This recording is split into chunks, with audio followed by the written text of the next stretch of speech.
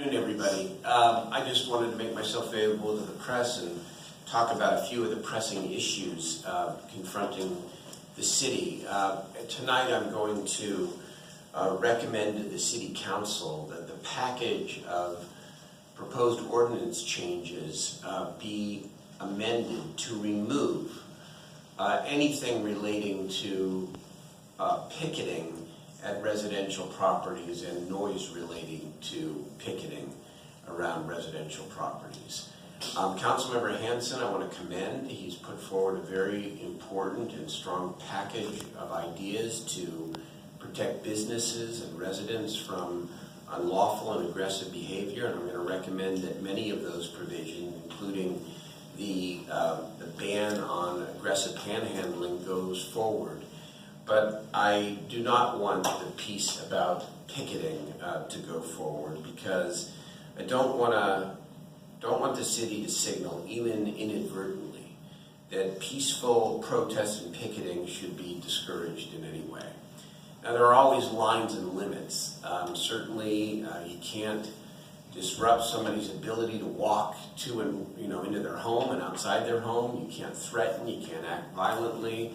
And frankly, I would hope, right, that we would all act with respect and decorum. And there are many ways to reach public officials other than picketing in front of their homes. I don't think it's a very effective way, to be honest with you. But on the other hand, I don't think that the government ought to be prohibiting people exercising their free speech rights, even if the free speech is sometimes difficult and not very nice. Last Sunday night I spoke at the rally out here at City Hall, and I was sort of shouted down actually by a group of protesters. I didn't like it, but on the other hand, I would not contest people's rights to be able to express themselves, as long as it's done in a peaceful way. And so I think the message here is that we intend to go forward with the aggressive panhandling ordinance, with giving the city officials greater authority to deal with people who are being disruptive in public parks. I think those should go forward, and they will go forward.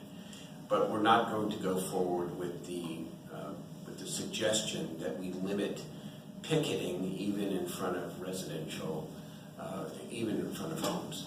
And so it's a balance. As you know, I come from the legislature, and we amend bills all the time. And of course, this is going to be subject to the approval of my colleagues tonight, but that's what I intend to suggest. I might say, in a broader sense, on the homeless issue, here's the balance that we're trying to achieve. This city is making an unprecedented effort to gather the resources to be able to shelter, permanently house, and provide services to the thousands of people who are homeless in our city.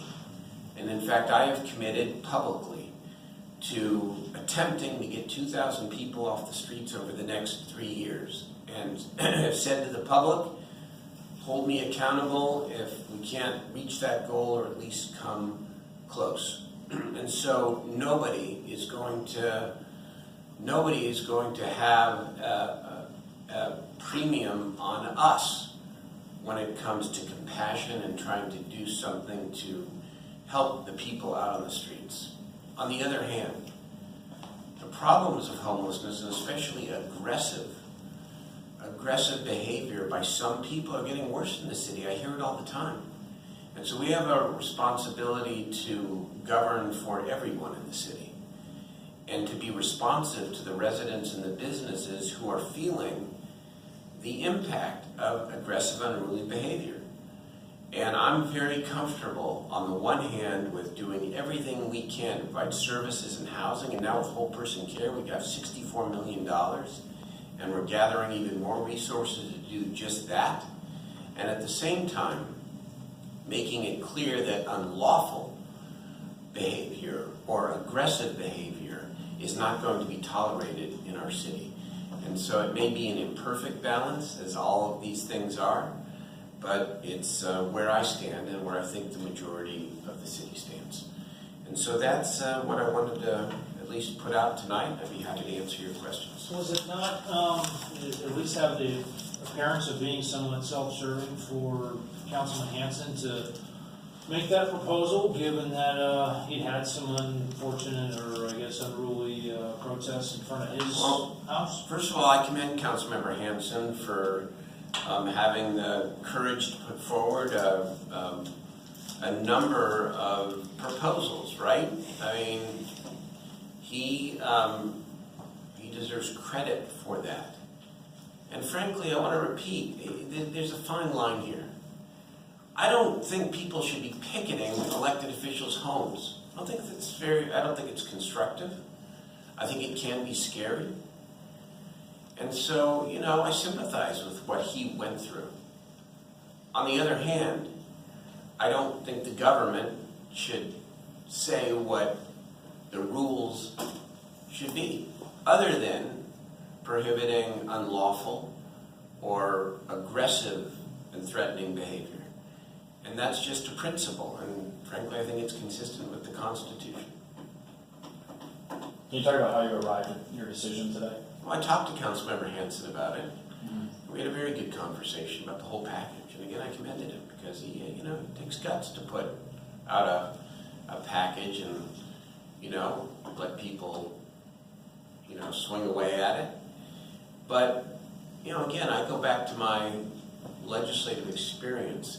You introduce a bill, which is what you may want at the beginning, and then as the process moves forward, you change, you amend, you listen to input, and then you end up with an improvement in public policy. And I think we can do the aggressive panhandling ordinance as well as some of the other pieces of this package, that he will achieve a real victory.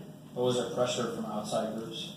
We certainly heard from outside groups. Can you talk about who you heard from? Oh, from mostly the labor community, but others as well. And so, of course, we take that input very seriously. But in the end, you sit down and you calmly ask yourself, where do I stand on this? And when I thought about it, I stand in saying that government should not be the decider of who can say what where. It's not what we ought to do. How did Councilmember Hanson respond to your recommendations? In exactly the right way. And you can talk to him. He's a veteran, and he's been around the legislative process as well, and he understands that you make changes and amendments along the way. So, again, I really got to emphasize this, that he's done really well here by putting forward a series of proposals to stand up for the businesses and the residents who are affected by a lot of aggressive behavior now in the central city. Some of it, a lot of it actually among some parts of the homeless population. So I'm glad he put forward the package. But now, now we shape it, and this is part of shaping it in an effective way. Can I ask you just about the panhandling ordinance? Yeah. And the distance restrictions from gas stations, from intersections, and from business entrances. Doesn't look like there's a lot of space in the city to go for someone who's It's banks and ATMs, it's freeway medians, and there are a couple of other categories. Look, I think we need to talk about all this, and I do think that when you talk about panhandling, approaching moving vehicles, there ought to be a presumption that safety comes first. And the idea of people getting $20 or $40 out of their ATM and then, immediately being asked for money, I think it heightens the potential of theft when people know that you just received a lot of cash. And so I think we have to apply a standard that I always try in these things of reasonableness and to try to balance the interests the best that we can. Panhandling won't be prohibited. I got to tell you, I want to move to a place in this city where panhandling is no longer necessary. When I say 2,000 people off the streets over the next 3 years, you better believe I am hell-bent on trying to achieve that goal. Because this ought to be unacceptable out there for all of us. Well, why have we come to accept this? Why have we come to say that any of this is okay? Especially for the person who's out on the street. We may not cure it in this city, but we can do a lot better.